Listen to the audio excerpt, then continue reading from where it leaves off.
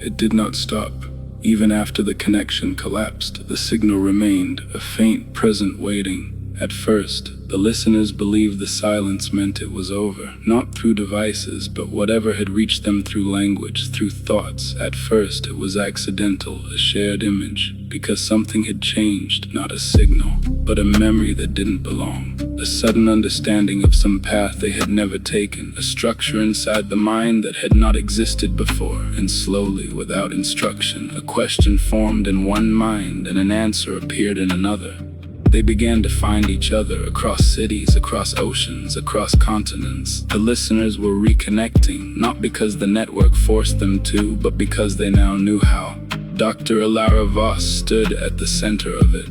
She did not initiate the connection, she did not control it, but she understood it better than anyone, because where others experienced fragments, she experienced the whole. She could feel them, all of them, hundreds at first, then thousands. Each mind sends a faint signal, each thought a flicker of light. Individually they were noise, together they were structure. The government saw it differently. To them, this was not evolution, it was a loss of control. Containment facilities expanded, surveillance increased. Communication channels were monitored. Anyone showing signs of synchronization was flagged, tracked, sometimes taken. But it no longer mattered because the network could not be contained. It had no central point, no physical boundary. It existed between minds. Some listeners began organizing quietly, carefully. They met in places where signals were weak, where interference gave them privacy. They called themselves many things, but one name remained: the Listener Network.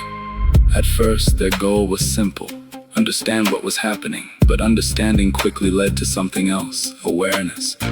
They realized they were not just receiving the signal, they were becoming part of it. Each connection strengthened it, each shared thought stabilized it. The network was growing, not just across space, but across humanity. Alara felt it before anyone else did.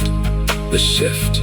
The moment the network stopped behaving like a system and started behaving like something alive. It adapted, it responded, it learned, and for the first time began to change in response to them. That was when she understood the truth. They no longer controlled it. Humanity was not just connecting to the network, they were reshaping it.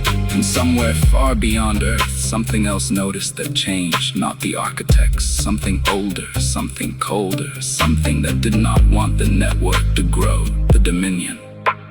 The listeners felt it as a silence, a pressure, a suppression. Where the network connected, the dominion erased. Where minds aligned, it fractured them. The conflict had begun, not in the physical, but in perception itself. Alara closed her eyes, and for a brief moment, she felt everything. The listeners, the network, the distant nodes awakening, and the force pushing back against it. Two systems, two intentions, one seeking connection, the other seeking control. When she opened her eyes, she understood what was coming. This was no longer discovery, no longer contact. This was the beginning of a war, not for territory, not for power, but for the future of human thought itself. And humanity had already chosen a side. Without realizing it, the Listener Network had begun. And it was no longer possible to turn it off.